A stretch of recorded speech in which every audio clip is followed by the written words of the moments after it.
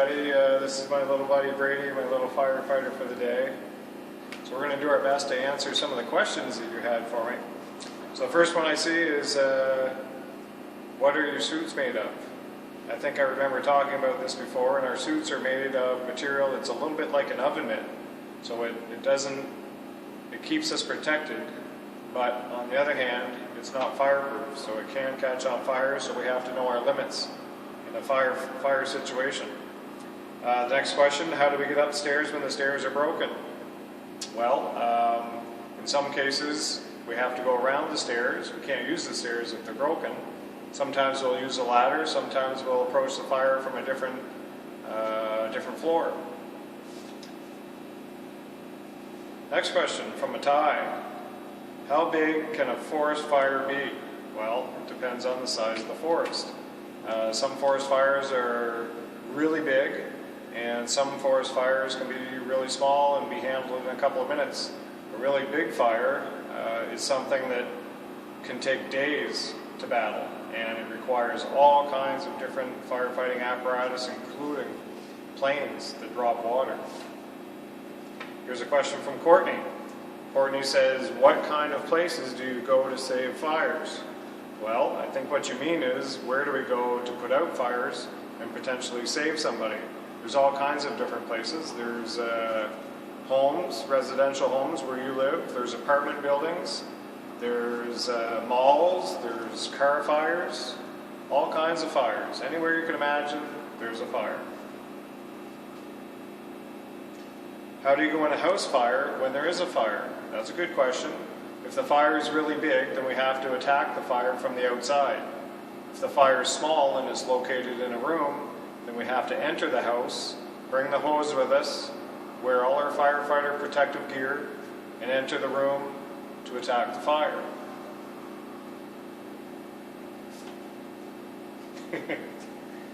How am I doing so far? Pretty good? What if there's a fire in the forest by the truck? And can you get there?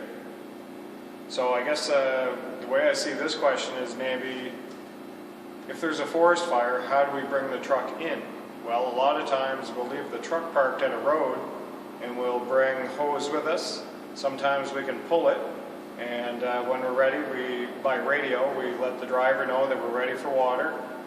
Sometimes we have to bring backpacks with hoses on them and connect our hoses as we go, because sometimes the fire is really far in the woods. What about the ladder truck? Well, I mean, for those types of fires? If we can use the ladder truck, we will use the ladder truck, because it means that we can attack the fire quickly. But for a forest fire, it's not very often that we would have that opportunity. A ladder truck, just so that you know, is typically used for big buildings. Okay, that's the kind of situation where we would use our ladder truck. I'll show you some of the equipment here.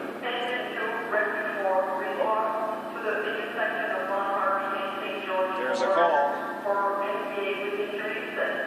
but that's not for us. So we'll try and ignore that one. But you'll hear some radio traffic. How does a fire start? And what was the worst fire that I've ever been at? Well, fires are started in many ways, many different ways. It's kind of hard to explain all the different ways that the fires can be started, but I can tell you for sure that one thing is that kids should never play with matches, because you don't understand what you're doing sometimes, and it can lead to a really big problem. It's very dangerous. So one thing for sure is kids, don't play with fire or anything that has something to do with fire. The other question is, what was the worst fire? Well, there's one that always sticks out in my mind. We had a real busy day, and it was at nighttime, and then all of a sudden the call came in for a fire, and it was in a building that was located near our fire station, but we had just passed it, like literally a minute ago. So I couldn't believe that there was this fire there. And I looked out the window, and I could see the fire on the horizon. And at nighttime, when there's a big fire, it really glows. So you can Imagine what I felt like. This was a big fire, and it was something that took all night to battle, and it took probably 4 or 5 trucks, so that was the worst fire that I'd ever been to. How do fires usually start? Well, we kind of covered that. Do you worry? Or do you work with other fire stations at fires?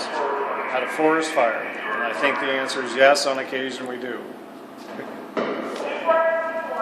Sorry for all the noise, that must be a busy call. What if 4 buildings are on fire? Well, the same thing. We have to, that's a good question. When 1 building's on fire, you attack 1 area. When there's 4 buildings on fire, it might mean that we have to consider it one big fire, or maybe we have other fire trucks or other stations, maybe even another place like Riverview or Dieppe that comes to help us. So it depends on the situation. Here's a question from Michael. How do you get off a building when it's on fire? Well, that's a good question, and a perfect example is our ladder truck. The ladder truck offers us a safety egress, which simply means that it gives us another way out. So if a building was on fire, we could take our ladder and bring it up, and if they can get it close enough to me, I could jump on the ladder and come down with the ladder truck. So that's we always think about those things. Those are the ways that we can get out of a fire. We always have to have a way out. How many firefighters does it take to put out a fire? Well, that's kind of a funny question, but it's a good one. It depends on the size of the fire.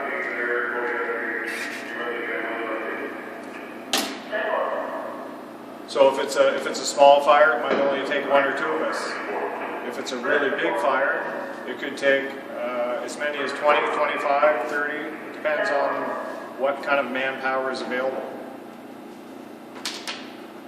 There's a question from Caitlin.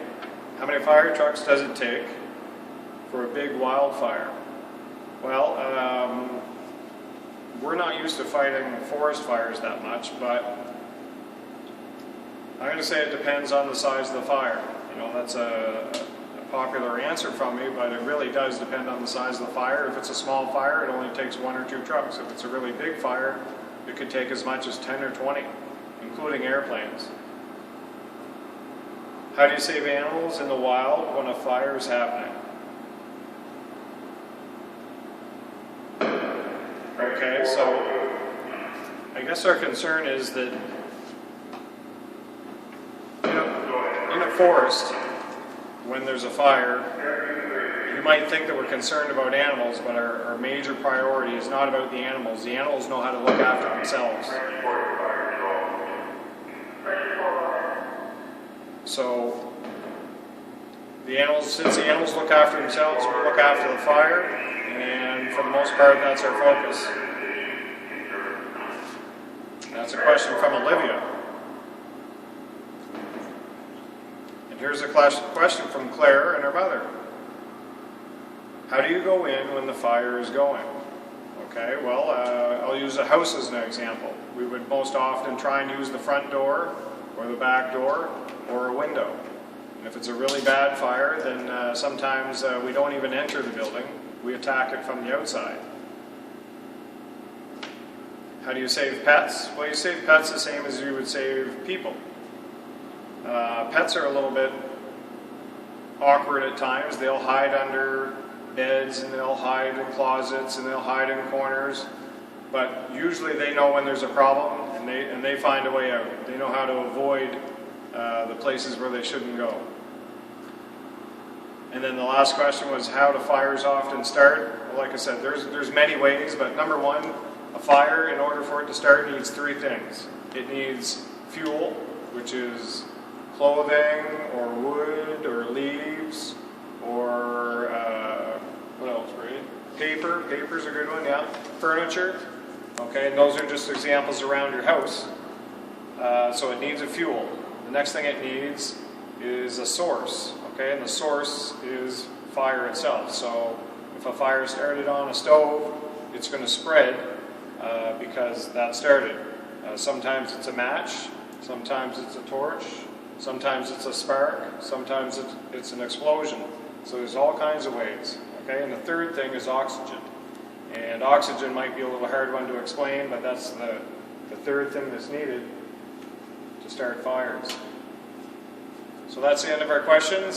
Sorry for all the noise. We haven't been busy today, and then when we decided to do this little video, all the noise started. So hopefully you could hear me. And maybe before I go, I'll take a second to show you around the station, show you all the equipment. So maybe you guys know this is firefighter Brady. He's not really a firefighter, but he's been here so often that I think he's a firefighter. So I'm going to show you some of the equipment that we use here at the station. This is Hildegard Fire Station. This is our ladder truck. Okay, so it's a big truck. It doesn't go to all the calls, but when it's needed, it's usually a big fire. This one's called a hazmat truck. This has hazardous material equipment. The one here is this is called Engine 5, and this is what we brought to your school.